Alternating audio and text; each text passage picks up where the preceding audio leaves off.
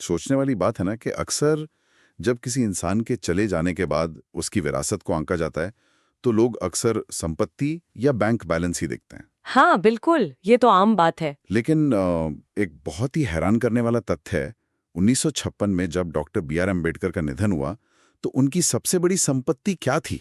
मैं बताऊं, 35,000 किताबों की एक विशाल निजी लाइब्रेरी। एग्जैक्टली 35,000 किताबें। और ये बात मुझे इसलिए सबसे ज्यादा हैरान करती है क्योंकि ये किताबें एक ऐसे इंसान के पास थीं जिसे बचपन में स्कूल की किताबों को हाथ लगाने से पहले ये देखना पड़ता था कि स्कूल का चपरासी आया है या नहीं। ये विरोधाभास वाकई बहुत गहरा है। आज हम इसी पर बात कर रहे हैं।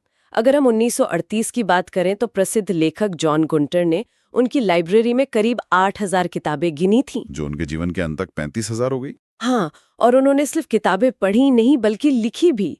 देखिए, इतिहास के सबसे महान दार्शनिकों में से एक अरस्तु ने अपने पूरे जीवन में करीब 3,000 छोटी-छोटी पुस्तकें लिखी थीं।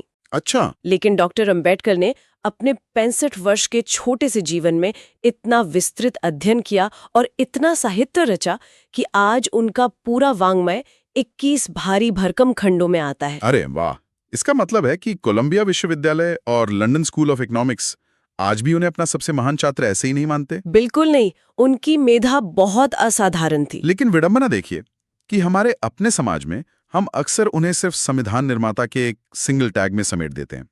तो आज की इस विस्तृत चर्चा का हमारा मिशन यही है कि उन दस्तावेजों को खंगाला जाए जो इस टैग के पीछे छुप गए हैं। सही कहा।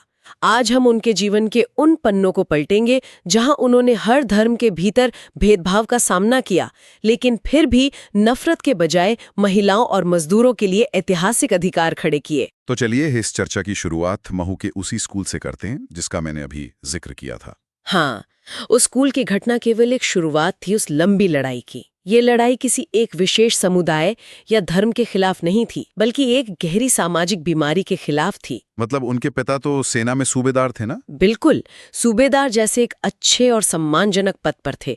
सिर्फ इस पद और रुतबे की वजह से उन्हें स्कूल जाने का मौका तो मिल गया, लेकिन सामाजिक हैसियत वहीं की वहीं रही। एकदम सही, बराबरी का दर्जा नहीं मिला। मुझे स्रोतों से उनके बचपन का वो नियम याद आ रहा है, नो प्यून नो वाटर। हाँ, कक्षा में सबसे पीछे, जूतों के पास अपनी दरी बिछाकर बैठना। और अगर स्कूल का चपरासी नहीं आया तो दिन भर प्यासा रहना पड़ता था, क्योंकि एक अछूत बच्चा खुद मटके से पानी नहीं ले सकता था।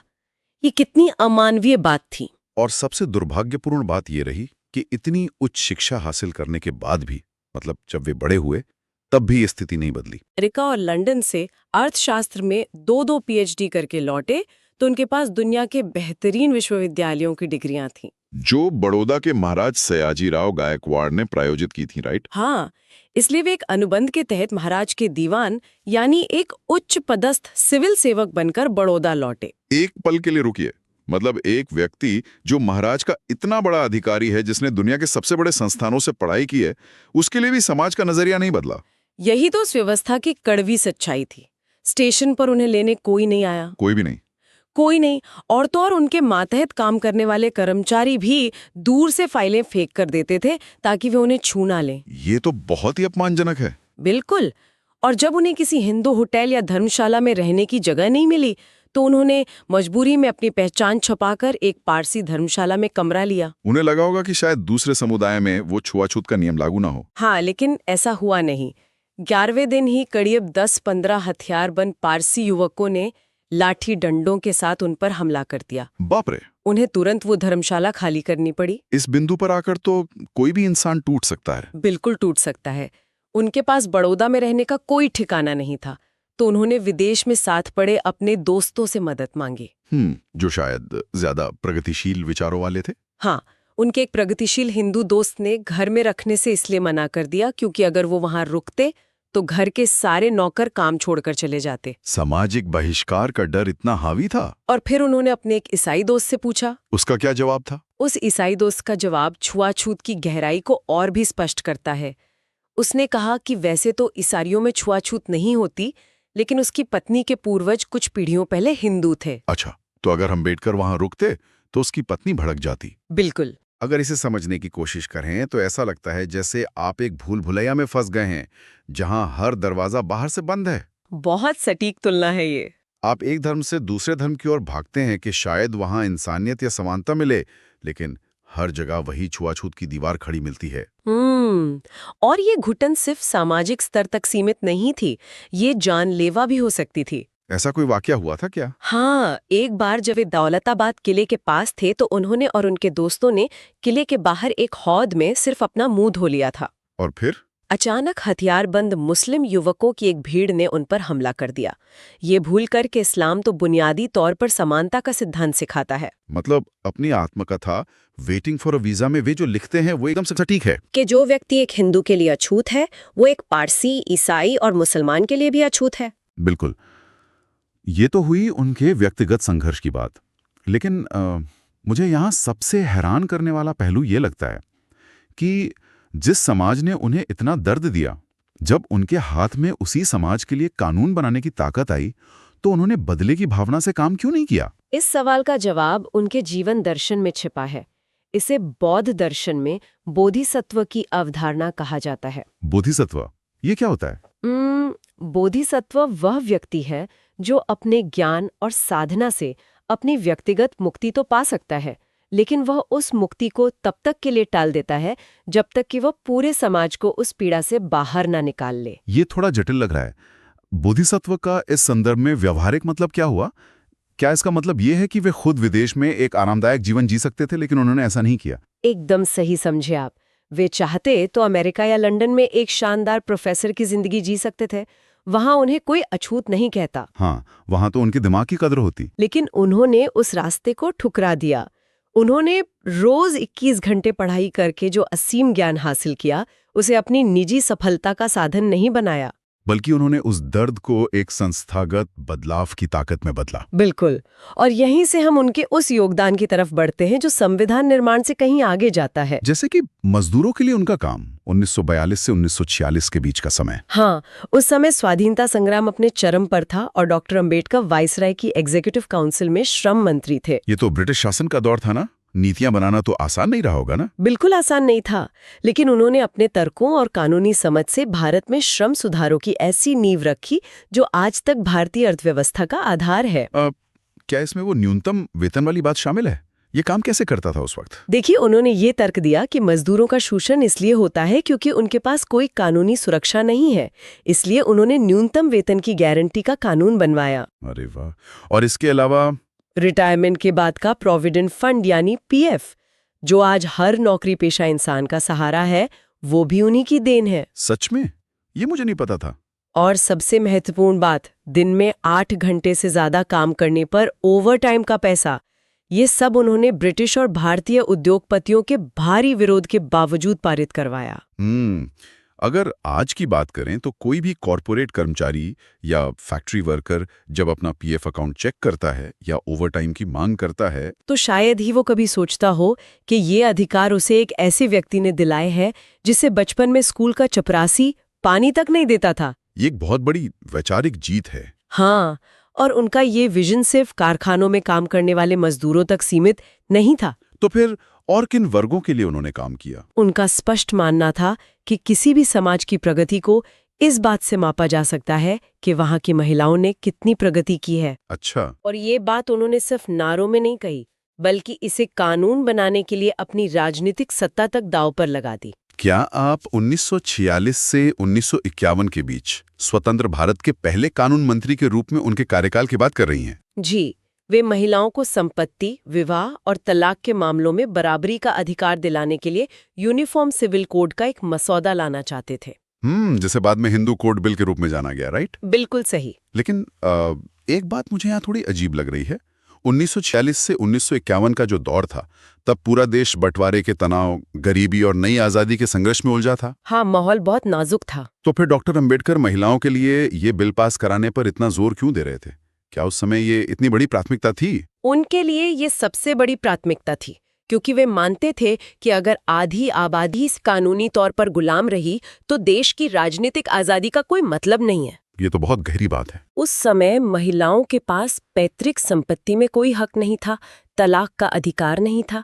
ये बिल इतना क्रांतिकारी था कि तत्कालीन रूढ़िवादी समाज ने इसका भारी विरोध किया। और मुझे जहाँ तक याद है, तत्कालीन प्रधानमंत्री जवाहरलाल नेहरू भी इस विरोध के राजनीतिक दबाव में आ गए थे। हाँ, और उन्होंने चुनाव से पहले इस कानून को टालना चाहा। तो डॉक्टर अंबेडकर ने क्या किया, समझौता कर लिया? नहीं, उन्होंने समझौता करने के बजाय सीधा कानून मंत्री के पद से इस्तीफा दे दिया। बाप रे, सत्ता के शीर्ष पर बैठकर सिर्फ महिलाओं के हक के लिए अपनी कुर्सी छोड़ देना, ये कोई मामूली बात नहीं है। बिल्कुल नहीं। हालांकि बाद में 1955-56 के दौरान वही कानून टुकड़ों में हिंदू मैरिज एक्ट और हिंदू सक्सेशन एक्ट के रूप में पास हुए। मतलब जिस समानता की बात वो कर रहे थे, वो आखिरकार कानूनी रूप ले ही सकी। जी, तो जब 1927 में उन्होंने मनुस्मृति का दहन किया था या महाड़ सत्याग्रह में सार्वजनिक तालाब से पानी पीने का संघर्ष किया था, तो वो सिर्फ एक सांकेतिक विरोध नहीं था। वे सिर्फ प्रतीकों की राजनीति नहीं कर रहे थे, वे एक बहुत बड़े संस्थागत और कानूनी बदलाव की नींव रख रहे थे। वे व्यवस्था को अंदर से बदलना चाहते थे। एकदम सही। तो इस पूरी वैचारिक यात्रा का आज के दौर में क्या मतलब है? अगर आज कोई नया सीखने वाला व्यक्ति उनके जीवन को देखता है, तो उसके लिए क्या संदेश है? इसके लिए उनके उस मशहूर कथन के बारे में सोचिए, शिक्षा शेरनी का दूध है। इस कथन का पूरा अर्थ क्या है? पूरा अर्थ ये है कि शिक्षा शेरनी का दूध है और जो इसे जितना पिएगा वो उतना ही दहाड़ेगा। डॉक्टर अंबेडकर का मानना था कि शिक्षा का उद्देश्य सिर्फ एक अच्छी नौकरी पाना नहीं है। तो फिर क्या है? ये वो रोशनी है जो आपको आपके अधिकारों के प्रति जागरूक करती है। उन्होंने कहा था कि पैरों में जूते हों या न हों, लेकिन हाथ में किताब जरूर होनी चाहिए। और उस किताब का मतलब सिर्फ स्कूल या कॉलेज का सिलेबस पूरा करना नहीं है ना? बिल्कुल नहीं। डॉक्टर अंबेडकर की सबसे बड़ी सीख यह है कि आपका अध्ययन बहुत व्यापक होना चाहिए। व्यापक से मतलब कोई उसके साथ ज्यादती ना कर सके। आपको पता होना चाहिए कि आपके नागरिक अधिकार क्या हैं। जी। और अगर आज के समय की बात करें तो शायद इसमें तकनीक और आर्टिफिशियल इंटेलिजेंस को समझना भी शामिल होगा। हाँ, समय के साथ जो भी नया है उसे सीखना होगा। लेकिन सिर्फ विज्ञान या कानून ही काफी नहीं है। साहित्य को पढ़ना भी उतना ही जरूरी है। साहित्य क्यों? ऐसा साहित्य जो आम आदमी के दर्द को समझता हो। जैसे सफदर हाशमी का वो गीत है ना, पढ़ना लिखना सीखो मेहनत करने वालों। हाँ, बहुत मशहूर गीत है। या फिर कबीर दास और अदम गोंडवी की कविताएं जो समाज की कड़वी सच्चाइयों को सामने लाती हैं। साहित्य आपको संवेदनशील बनाता है। अगर इसे आज की तकनीक की भाषा में समझें तो ऐसा लगता है जैसे शिक्षा एक तरह का सॉफ्टवेयर अपडेट है। वो कैसे? मतलब आपने सिर्फ एक फोन यानी एक व्यक्ति को अपडेट नहीं किया, बल्कि पूरे नेटवर्क को एक नए ऑपरेटिंग सिस्टम पर डाल दिया। बहुत ही बढ़िया उदाहरण है ये। और शायद यही बात आरक्षण के असली उद्देश्य को भी गहराई से समझाती है। अक्सर लोग सोचते हैं कि आरक्षण का मतलब सिर्फ कुछ लोगों को आर्थिक रूप से ऊपर उठाना है। ये आरक्षण के बारे में सबसे बड़ी गलतफहमियों में से एक है। अगर हम आबादी के आंकड़े देखें तो करोड़ों की आबादी वाले वंचित समुदायों के लिए सरकारी नौकरियां सिर्फ कुछ हजारों या लाखों में ही तो हैं। बिल्कुल। उन कुछ नौकरियों से पूरे समुदाय की आर्थिक स्थिति कैसे बदल सकती है, ये गणित ही काम नहीं करता। तो फिर इसका असली उद्देश्य या मैकेनिज्म क्या है? इसका असली उद्देश्य मनोवैज्ञानिक और सामाजिक प्रतिनिधित्व है। अच्छा। जब किसी छोटे से गांव या वंचित समुदाय से निकलकर कोई बच्चा आईएएस, अधिकारी, जज या डॉक्टर बनता है, तो उस सफलता से पूरे गांव या समुदाय में एक अभूतपूर्व आत्मविश्वास पैदा होता है। मतलब उन्हें लगता है कि व्यवस्था के अंदर उनका कोई बड़ा भाई या बहन बैठा है। अगर कल को कोई अन्याय हुआ तो वो उनके हक के लिए खड़ा होगा। ठीक यही बात है। इसीलिए डॉक्टर अंबेडकर चाहते थे कि जो लोग इस व्यवस्था से आगे बढ़ते हैं वे अपनी पृष्ठभूमि या अपनी पहचान को लेकर शर्मिंदा ना हों। उन्हें अपनी पहचान छुपानी नहीं चाहिए। बिल्कुल, बल्कि जब वे सफल हो जाएं तो उनकी नैतिक जिम्मेदारी है कि वे मुड़कर अपने समाज का हाथ थामें और उन्हें मुख्य धारा में लाएं। ये पेड फॉरवर्ड का एक बहुत सशक्त मॉडल है। लेकिन इसी से जुड़ा एक और विचार है जो मुझे स्रोतों में बहुत दिलचस्प लगा। कौन सा विचार? नायक पूजा यानी हीरो वर्शिप का विरोध। आज तो हम हर जगह उनकी मूर्तियां देखते हैं, लेकिन वे खुद इसके बारे में क्या सोचते थे? वे इस बात के सख्त खिलाफ थे। वे अक्सर लोगों से नाराज होते थे जब लोग उन्हें भगवान की तरह पूजने लगते थे। ऐसा क्यों? उनका तर्क बहुत साफ और तार्किक था। अगर तुम मुझे भगवान मान लोगे तो तुम सोचोगे कि समाज को सुधारना तो भगवान का काम था, हमारा नहीं। मतलब भगवान चमत्कार करेगा। और ऐसे में इंसान अपनी खुद की जिम्मेदारी से भागने लगता है। हाँ, उनके प्रति सच्ची श्रद्धांजलि कोई भव्य मूर्ति स्थापित करना नहीं है, बल्कि यह है कि हम खुद पढ़ें, अपने अधिकारों के लिए खड़े हों और अपने समाज को आगे बढ़ाएं। इस पूरी चर्चा को अगर हम समेटें तो ये स्पष्ट हो जाता है कि डॉक्टर अंबेडकर सिर्फ किसी चौराहे पर खड़ी एक ऐतिहासिक मूर्ति नहीं है। बिल्कुल नहीं। वे एक निरंतर चलने वाली, सांस लेती हुई विचारधारा है। एक ऐसा विचार जिसने महू के एक स्कूल की जमीन पर बैठने वाले बच्चे के व्यक्तिगत अपमान से शुरू होकर एक पूरे राष्ट्र के निर्माण और उसके सामाजिक कानूनी ढांचे तक का सफर तय किया। सही कहा आपने। आज जब भी कोई महिला अपने संपत्ति के अधिकार का प्रयोग करती है या कोई छात्र अपने स्मार्टफोन पर क्लास लेकर अपने भविष्य के सपने बुनता है, तो उसे उस संघर्ष और उस बोधिसत्व वाले त्याग को जरूर याद रखना चाहिए। और ऐसे गहराई से समझने के लिए मैं एक बहुत ही विचारोत्तेजक ऐतिहासिक घटना का संदर्भ देना चाहूंगी। हाँ, बिल्कुल, बताइए। 1950s के दशक में अमेरिका जैसे खुद को सबसे प्रगतिशील कहने वाले देश में एक अश्वेत महिला रोजा पार्क्स ने सरकारी बस में श्वेत लोगों के लिए अपनी सीट छोड़ने से मना कर दिया था। ये एक बहुत ही ऐतिहासिक घटना थी। बिल्कुल। और उस एक घटना के कारण अमेरिका में 381 दिनों तक अश्वेत लोगों को बसों का बहिष्कार करना पड़ा। और बात यहीं खत्म नहीं हुई थी।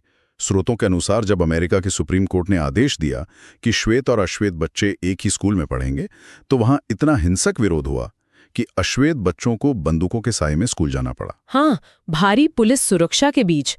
ये सोचने वाली बात है। बिल्कुल। जिस समानता और बुनियादी नागरिक अधिकारों के लिए अमेरिका जैसे देश को अपनी आज़ादी के दशकों बाद इतने हिंसक, कड़वे और लंबे आंदोलनों से गुजरना पड़ा, वही समानता डॉक्टर अंबेडकर ने भारत के जन्म के साथ ही हमारे संविधान और कानूनों के जरिए हमें सौंप दी थी। बिना किसी खून खराबे के एक आधुनिक लोकतांत्रिक समाज की नींव रख दी। जी। लेकिन क्या हम उस नींव पर एक पूरी तरह से समान समाज बना पाए हैं? कानूनी तौर पर हमें समानता मिल गई, लेकिन सामाजिक धरातल पर ये एक बड़ा सवाल है। और यही आज का हमारा आखिरी विचार है, जो सुनने वालों को सोचने पर मजबूर करेगा। आज हमारे समाज में ऐसे कौन से अदृश्य भेदभाव या संरचनात्मक असमानताएं मौजूद हैं जो शायद हमें सीधे तौर पर दिखाई न देती हों? बहुत सी ऐसी चीजें हैं जो सतह के नीचे छिपी हैं। और उन असमानताओं को पूरी तरह से समझने और सुधारने के लिए आने वाली पीढ़ियों को किस नए और गहरे अध्ययन की आवश्यकता होगी, इस पर जरूर विचार कीजिएगा।